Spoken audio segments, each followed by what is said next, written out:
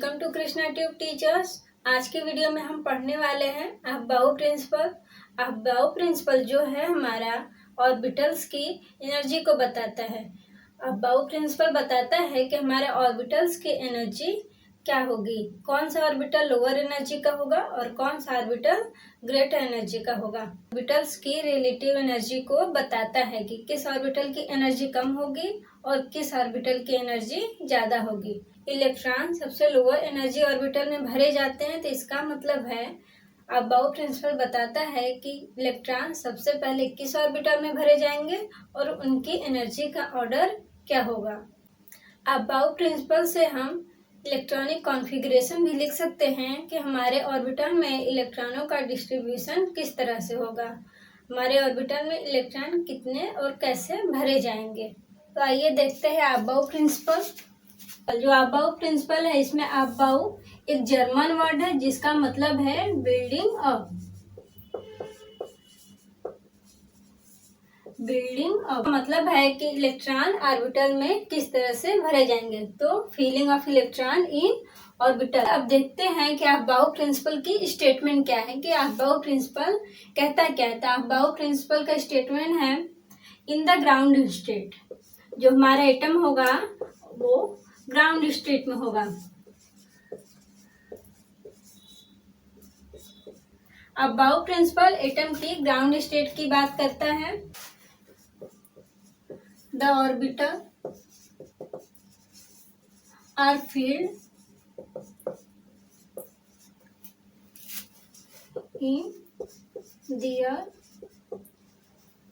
Aufbau principle कहता है कि जो हमारे इलेक्ट्रॉनों की फिलिंग होगी वो ऑर्बिटल्स के एनर्जी के बेस पे होगी, कि इंक्रीजिंग एनर्जी, जैसे जैसे हमारे ऑर्बिटल की एनर्जी बढ़ती जाएगी इलेक्ट्रॉनों की फिलिंग उस तरह से होती जाएगी। और हमारे एटम जो है ग्राउंड स्टेट में होना चाहिए, ये कंपलसरी है कि ग्राउंड स्टेट में एटम होना चाहिए और ऑर्बिटल अपने इंक्रीजिंग एनर्जी के ऑर्डर में भरे जाएंगे। तो अगर हम ऑर्बिटल के एनर्जी के बारे में बात करें कि इंक्रीजिंग एनर्जी कैसी होगी, तो उसके लिए कुछ ऑर्बिटल्स दिए गए थे।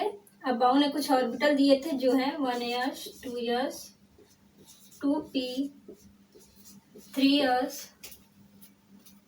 3p, 4s, 3d, 4p। ये हमारे अफबाउ ने ऑर्बिटल की जो हमारे हैं एनर्जी का इंक्रीजिंग ऑर्डर दिया था कि हमारे ऑर्बिटल इसी ऑर्डर में भरे जाएंगे। इसमें 1s की एनर्जी सबसे लो होती है, उसके बाद हमारे ऑर्बिटल की एनर्जी बढ़ती जाती है। सो यहाँ पे इस एनर्जी के ऑर्डर को याद रखने के लिए अफबाउ ने एक रूल दिया था जिसे N+L रूल के नाम से जाना जाता है। अफबाउ ने एक रूल दिया था जिसे N+L रूल कहते हैं, जिससे हम ऑर्बिटल की एनर्जी का ऑर्डर हम निकाल सकते हैं कि किस ऑर्बिटल की एनर्जी ज़्यादा है और किस ऑर्बिटल की एनर्जी कम है। यहाँ पे N प्रिंसिपल क्वांटम नंबर है और L एजीमुथल क्वांटम नंबर है। तो अफबाउ ने ऑर्बिटल्स के एनर्जी को निकालने के लिए N+L रूल दिया था, जहाँ पे N प्रिंसिपल क्वांटम नंबर है और L एजीमुथल क्वांटम नंबर है। इससे हम ऑर्बिटल्स की एनर्जी निकाल सकते हैं। और गाइस, जो हमारे ये क्वांटम नंबर है वो पहले ही हमने कंप्लीट करा दिया है। आप इसकी प्लेलिस्ट चेक कर सकते हैं, इसकी वीडियो की लिंक आपको डिस्क्रिप्शन में मिल जाएगी, आप वहाँ से क्वांटम नंबर के बारे में देख सकते हैं। तो N+L रूल, जहाँ पे N प्रिंसिपल क्वांटम नंबर और L एजीमुथल क्वांटम नंबर है। तो N+L रूल कहता है कि जिस ऑर्बिटल के लिए N+L की वैल्यू लोअर होगी, जिस ऑर्बिटल के लिए N+L की वैल्यू लोअर होगी उसकी एनर्जी भी लोअर होगी। मतलब lower the value of N+L also lower the energy of the orbital। Orbital की एनर्जी कम होगी तो पहले वही ऑर्बिटल भरा जाएगा। ये हमारा पहला स्टेटमेंट है। और हमारा दूसरा स्टेटमेंट कहता है कि अगर M+L सेम है, अगर N+L वैल्यू किसी ऑर्बिटल के लिए सेम हो गई तो जिस ऑर्बिटल के लिए प्रिंसिपल क्वांटम नंबर की वैल्यू लोअर होगी उसकी एनर्जी भी लोअर होगी। मतलब कि अगर हमारे किसी ऑर्बिटल के लिए, अगर कोई दो ऑर्बिटल है उसके लिए m प्लस एल की वैल्यू सेम हो गई, तो कैसे निकालेंगे कि किस ऑर्बिटल की एनर्जी हमारी ज़्यादा है, किस ऑर्बिटल की कम है। तो उसके लिए चेक करेंगे के लिए प्रिंसिपल क्वांटम नंबर, उसके लिए चेक करेंगे कि प्रिंसिपल क्वांटम नंबर n की वैल्यू जिसके लिए कम होगी उसी ऑर्बिटल की एनर्जी कम होगी। तो ये था हमारा स्टेटमेंट। अगर हम n प्लस एल रूल से ऑर्बिटल्स के एनर्जी निकाले तो उसके लिए अगर हम टेबल बनाकर चेक करें कि क्या ये रूल सही है, किस तरह से अप्लाई किया जाता है, तो उसके लिए हम देख सकते हैं कि आइए टेबल बनाते हैं किसी ऑर्बिटल के लिए। ये हमारा ऑर्बिटल्स अगर लिख लेते हैं, ऑर्बिटल्स हो गए 1s 2s 2p 3s 3p 4s 3d। ये हमारे कुछ ऑर्बिटल्स हो गए। इसको अगर हम टेबल फॉर्म दे दें,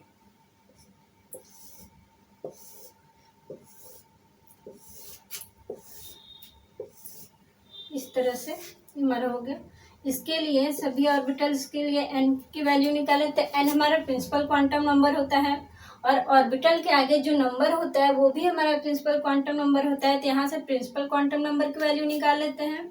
तो इसके लिए होगा 1 2, यहाँ पे ऑल्सो 2, 3s के लिए प्रिंसिपल क्वांटम नंबर 3, 3p के लिए 3 और ये 4s के लिए 4, 3d के लिए 3 और एजीमुथल क्वांटम नंबर की वैल्यू निकालें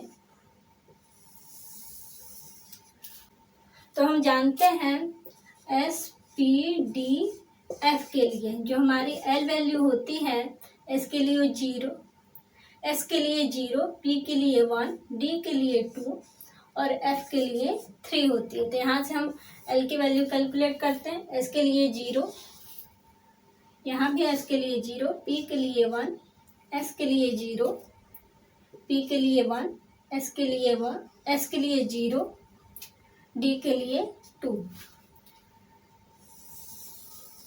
अगर हम इनका n प्लस एल वैल्यू निकालें, n plus L value orbital का देख लेते हैं। n प्लस एल वैल्यू वही देख रहे हैं कैसे निकलता है।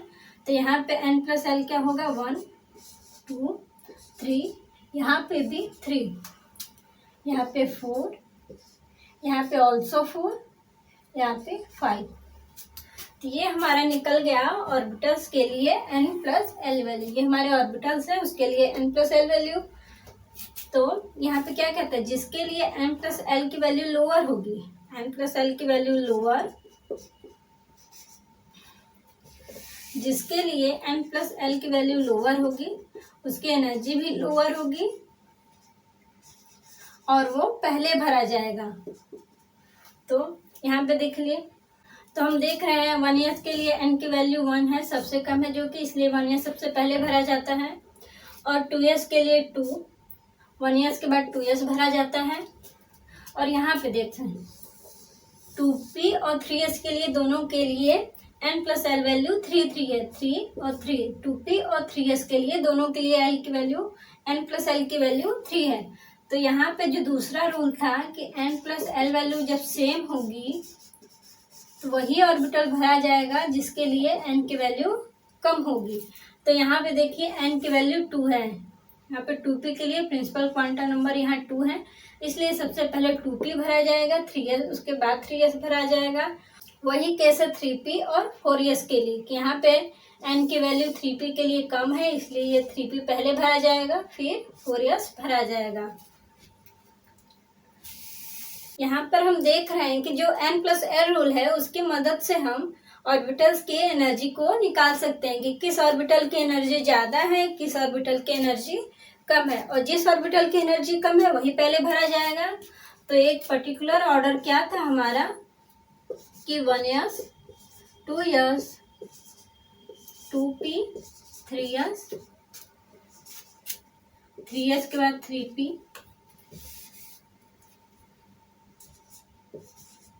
3p 4s 4d 4p। इसी ऑर्डर में हमारा ऑर्बिटल्स भरा जाएगा, इलेक्ट्रॉन ऑर्बिटल में भरे जाएंगे। इन ऑर्बिटल की एनर्जी को इजीली याद करने के लिए अब्बाऊ ने एक फिगर दिया था, एक ग्राफ दिया था कह सकते हैं, कि जिससे हम ऑर्बिटल्स की एनर्जी इजीली निकाल सकते हैं। तो आइए उस फिगर को बनाना सीखते हैं। तो अब्बाऊ ने एक फिगर दिया था जिसकी मदद से हम ऑर्बिटल्स की एनर्जी का जो ऑर्डर है इजीली याद कर सकते हैं कि किस ऑर्डर में ऑर्बिटल्स हमारे भरे जाएंगे, कि इलेक्ट्रॉन किस में पहले भरा जाएगा। तो ये जो हमारे 1s 2s 2p 3s 3p 3d 4s ये बाई लाइन दिख रहे हैं, ये हमारे क्या है, ये पीरियड्स हैं। जो हम बहुत सारी देखते हैं, पीरियोडिक टेबल देखते हैं, उसमें जो पीरियड्स होते हैं इसी तरह होते हैं। ये हमारा पहला, ये दूसरा, ये तीसरा, ये चौथा, पांचवा, 6 7 ये हमारे पीरियड्स हैं। इसको इस तरह से बनाते हैं।